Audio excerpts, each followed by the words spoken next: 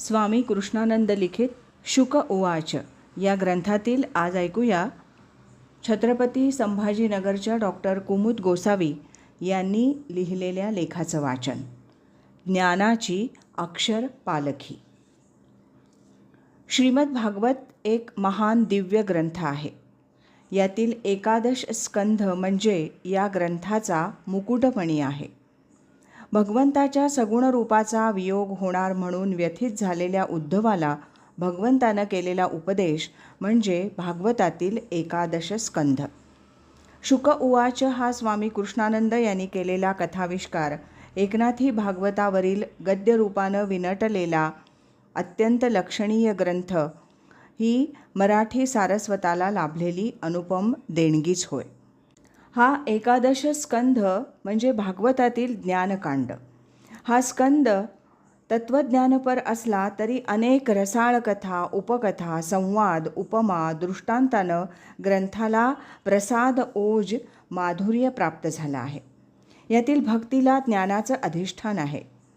याचं स्वामी कृष्णानंद यांनी आपल्या सुलभ चित्ताकर्षक शैलीत अत्यंत मनोहारी दर्शन घडवलं आहे. त्याला उत्तम विचारांची समर्पक अशी बैठक आहे. जाण जाणीवा हा ज्ञानाचा पंथ आहे. जाणीवेत येण्यासाठी विषय विरक्ती आणि गुरुभक्ती आवश्यक आहे. हे स्पष्ट करताना ज्यांच्याकडे स्वात्मानुभव आहे ते सद्गुरू असतात, जे आत्मभावानं शिष्याला प्रबोधन करतात.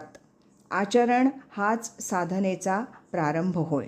असं अगदी सूत्रमय दिशादर्शक विचारदर्शन, शब्दकला सहज सुंदर आणि हृदयस्पर्शी, त्यामुळे विचारवाहक शब्दही भावतात. शब्दांना स्वतःचं असं अंगभूत संगीत असतं. अक्षरांना लय असते. अक्षरानं असलेलं चैतन्य माणसाशी युगानुयुगे बोलत आलं आहे. शुक उवाच हा ग्रंथ याची अक्षर साक्ष देतो. ज्ञानाची अक्षर पालखी खांद्यावर वाहतो. संत साहित्य हे मानवतेची उत्कृष्ट आचारसंहिता आहे याची साक्ष देतो. ईश्वर भावाची स्वरसाधना आणि शब्दसाधना करताना सत्शिष्य कधीही थकत नाही. गुरुशिष्य संबंधच भागवत धर्माचा बंध आहे. आत्मभक्तिभावानं सत्शिष्य गुरुला अनन्य भावानं शरण जातो. गुरुभक्तीतून ब्रह्मज्ञान प्राप्त करतो. अशी ही प्रस्तुत ग्रंथातील अक्षरदिंडी आपल्यालाही सहज जीवनदिशा दाखवते. ब्रह्मप्राप्तीच्या मार्गावर जाण्यासाठी भागवत भक्ती हाच सुयोग्य मार्ग असल्याचं स्पष्ट करते. भक्ताचं हृदय हेच मंदिर आहे.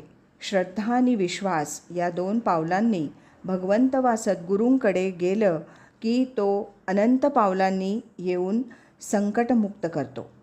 अंतरंगातील ओंकार जाणवताच तो कोणाच्या तरी रूपानं येतो. सगुण भेटीसाठी प्रस्तुत ग्रंथातून ओवलेले विचार जीवनाशी नाते सांगत नैतिक जगण्याची दिशा देतात. ते माणसातलं माणूसपण जाणवतं. मानवी मूल्यांची माणसाला महनीयता सांगतं. बुद्धी, प्रज्ञा आणि आत्मशोधन हीच ज्ञानाच्या वृद्धीची खरी क्षेत्र आहेत. हा संस्कार करतं. मनाचं मन म्हणजेच ही सत्ता. त्या सत्तेलाच ब्रह्म म्हणतात हा सिद्धांत सांगतात. कर्मबंध सुटल्याशिवाय आत्मबंध कसा येणार? कर्म सिद्धांतही सुलभ स्पष्ट करतात. भक्त आणि भगवंतातील अद्वैत स्थिती हेच अंतिम उद्दिष्ट असल्याचं विशद करतात. विश्वचैतन्याला हे नाव आहे. ओंकार या बीजमंत्रानं ओळखलं जातं. आत्मशांती प्राप्त होते. धनलोभानं 15 अनर्थ कसे घडतात हे सविस्तर वर्णन करून सत्संग हाच त्यातूनच खरा मुक्तीचा मार्ग दर्शवला आहे. आत्म्याची उपासना ही सर्वश्रेष्ठ उपासना म्हटलं आहे. अनन्यता, आत्मपरीक्षण, आत्मचिंतन हे भगवंत प्राप्तीचे मार्गही सोदाहरण सांगितलेत.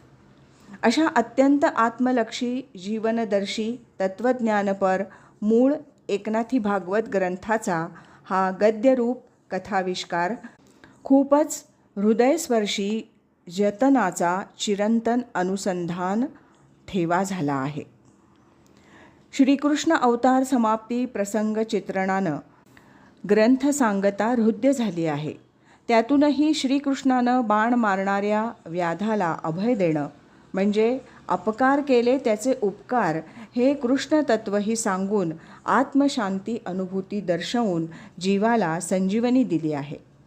अत्तर सुगंधी होण्यासाठी फुलं सुगंधी हवीत या मनोभूमिकेतून साकारलेला हा शुक उवाच ग्रंथ श्री प्रल्हाद अवचट तथा स्वामी कृष्णानंद यांनी आपल्या सहधर्मचारिणी सौ मंदाताई यांच्या सत्सहकार्यानं भक्त भाविक अभ्यासक संशोधक रसिकांना सादर केला आहे. सुजन रसिक त्याचं स्वागतच करतील. ग्रंथ संग्रही ठेवून त्याचं अवलोकन आस्वादन करतील हीच सदिच्छा आणि प्रार्थना.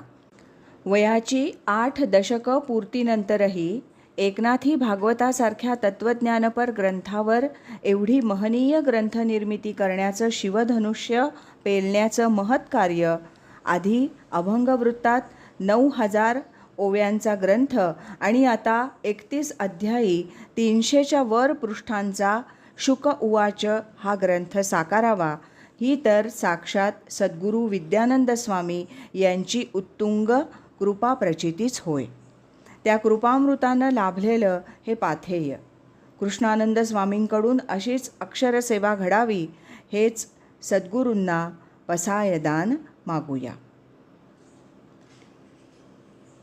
ज्ञानाची अक्षरपालखी.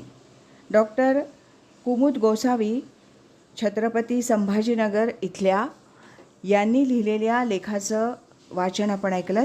उद्याच्या भागात आपण भुसावळचे रमेशानंद म्हणजेच प्राचार्य डॉक्टर रमेश प्र जोशी यांनी लिहिलेल्या लेखाचं वाचन ऐकणार आहोत. हरिओम तत्सत.